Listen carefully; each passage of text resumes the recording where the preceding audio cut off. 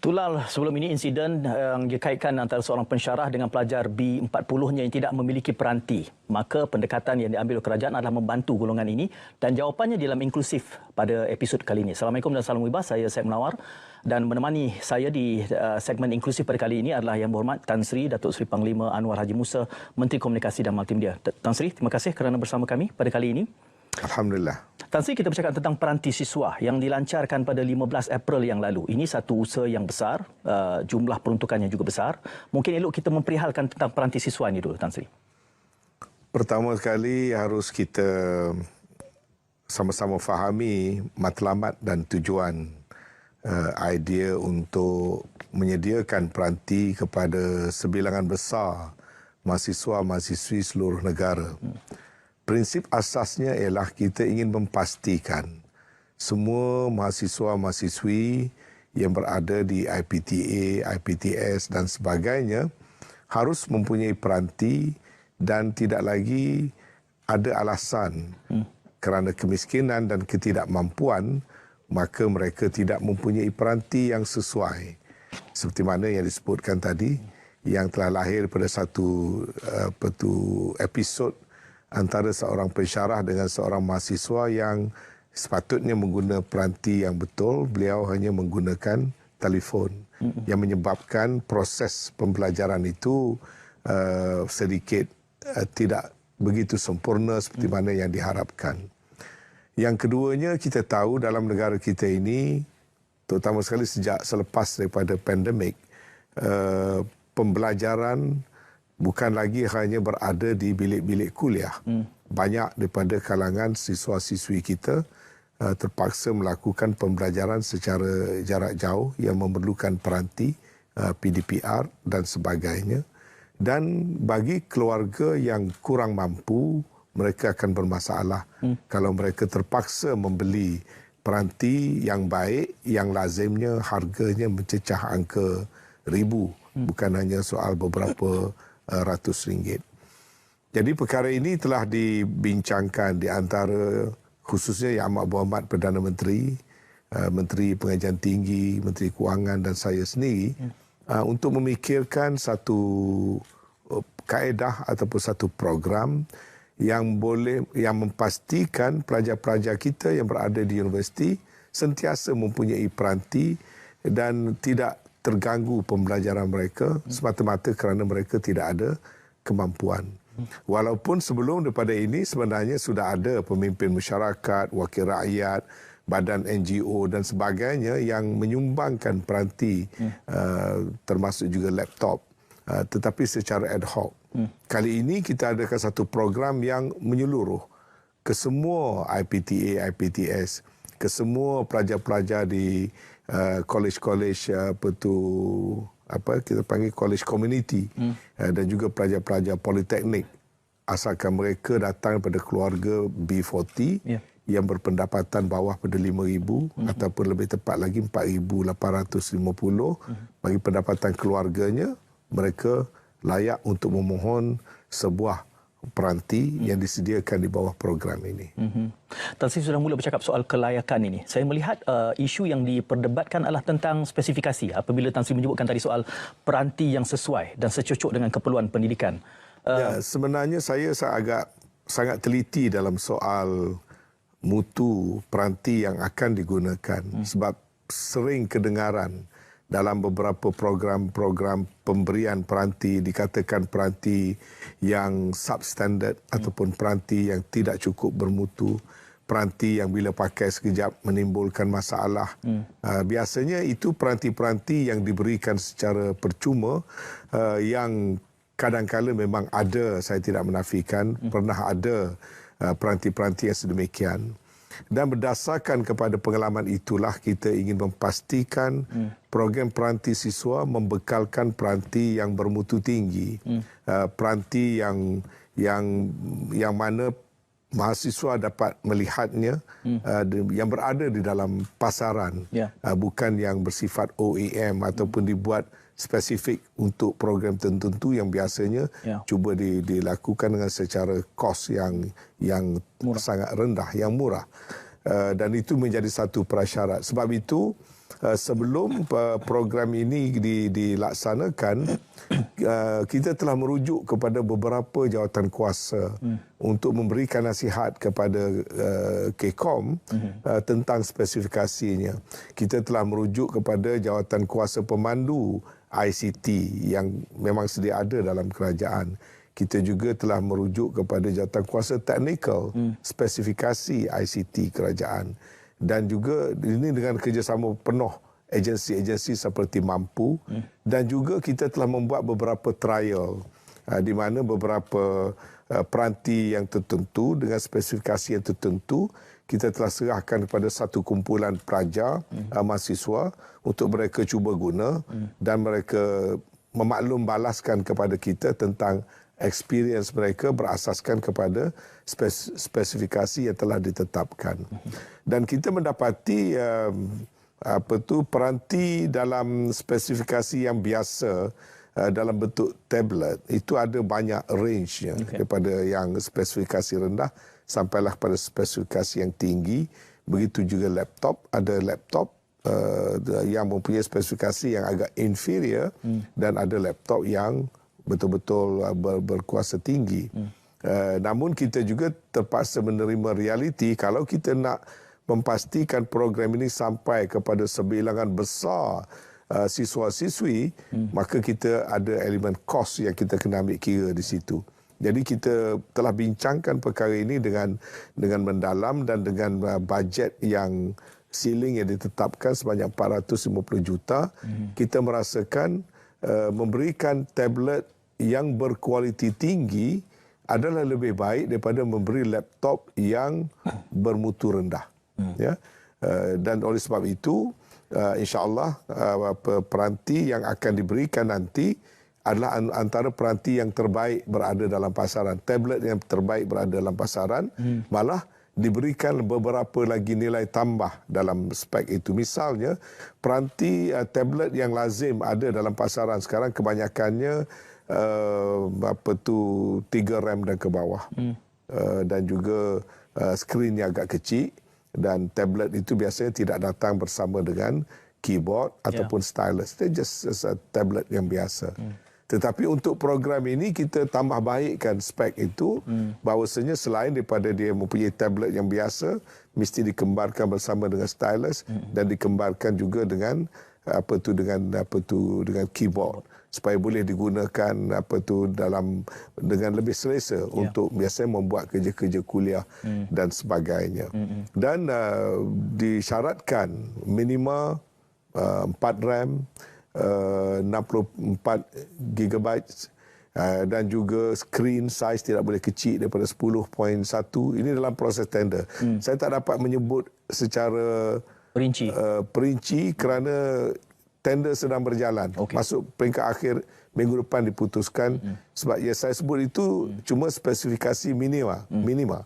Saya menjangkakan pelajar akan mendapat ataupun akan ditawarkan oleh pembida-pembida dengan spesifikasi lebih baik daripada apa yang sebut tadi. Ya, misalnya syarat minima kita waranti 1 tahun. Kita mungkin mendapat waranti 2 tahun. Saya menjangkakan boleh mendapat.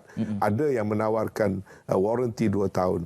Kita kata skrin minima 10.1 senti. Tapi ada yang membida dengan 10.4, 10.5 senti. Jadi saya menjangkakan daripada syarat minima yang disyaratkan sewaktu kita membuka tender, mahasiswa-mahasiswi akan mendapat spesifikasi yang lebih tinggi, yang lebih baik, malah lebih baik daripada apa yang ada dalam pasaran pada hari ini.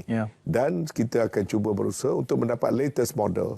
Dan juga daripada jenama-jenama yang established. Tidak akan dipertimbangkan, walaupun ada yang menawarkan berbagai-bagai brand yang saya anggap agak inferior, tetapi setakat ini yang digambarkan kepada saya, walaupun sebab saya tak terlibat dalam urusan tender, tetapi nampaknya ada cukup bilangan mereka-mereka yang telah menawarkan jenama-jenama yang cukup premium dalam pasaran. Ya. Jadi saya merasakan insya-Allah pada bulan Jun nanti peranti yang diperolehi oleh siswa-siswi ini adalah peranti yang bermutu tinggi, peranti dengan spesifikasi yang cukup untuk average student untuk menggunakannya bagi tujuan pembelajaran mereka. Walaupun saya tidak menafikan ada siswa-siswi dalam kuliah-kuliah yang tertentu, dalam fakulti yang tertentu, misalnya fakulti seni bina, fakulti kejuruteraan, yang mereka menggunakan laptop untuk membuat desain dan sebagainya. Tapi itu satu kelompok yang kecil. Saya perlu melihat kepada keseluruhan cross section siswa-siswi kerana kita nak memberikan ini kepada semua daripada golongan B40. Ya. Tan Sri, B40 mereka masih perlu memohon. Jadi bagaimana proses permohonan ini? Saya dikhabarkan ada portal sehinggalah kepada delivery, penyerahan itu nanti. Proses memohon ini telah kita fikirkan dengan mendalam. Tujuannya adalah supaya ia ini dilakukan secara mudah. Bukan saja mudah memproses permohonan, mudah dari segi untuk kita nak melaksanakan penyampaian dan roll out, tetapi juga di bawah program ini ada perkhidmatan susulan yang berpanjangan. Ya, itu bezanya kalau kita hanya membuat secara pemberian terus. Sebab asalnya dulu dicadangkan pelajar pergi kepada telco, mereka memberikan bukti yang mereka golongan B40, mereka confirm sebagai mahasiswa, mereka ambil peranti yang tertentu, syarikat telco akan membuat claim kepada kerajaan. Tapi kalau kita teruskan dengan idea yang asal itu, dia tidak berupa satu program kerana kita tidak dapat memantau apakah masalah pelajar selepas itu. Dia mungkin dapat, kemudian dia hilang. Mungkin dapat, dia salah gunakan. Mungkin dapat, dia tak perlukan, dia mungkin dia jual. Jadi program yang sebegitu, walaupun ada kelihatan macam baik sebab you bagi terus begitu saja, tetapi pada jangka panjang sebagai satu program, kita tidak mahu ianya sebagai one off. Sebab spirit kepada program ini ialah sepanjang masa dia belajar, dia mesti tidak tergendala kerana ketiadaan sebuah peranti. Sebab itu di bawah sistem kita ini, katakanlah dia buat permohonan, dia dapat satu peranti. Kemudian dia ditimpa bencana, rumahnya tenggelam kerana banjir, atau peranti itu rosak. Dia boleh mendapatkan serta-merta peranti gantian supaya pembelajarannya tidak terganggu. Tapi kalau kita berikan terus, lepas itu mana apa-apa berlaku adalah menjadi tanggungjawab mereka sendiri. Tetapi masalah mereka akan tetap timbul kerana mereka ketiadaan peranti setelah mereka mendapat sebuah peranti yang diberikan. Jadi ini semua telah kita kaji supaya program ini berkesinambungan. Yang keduanya kita memikirkan kalau kita buat one off, sebagai satu pemberian one off tahun ini, bagaimana tahun depan? Bagaimana tahun selanjutnya?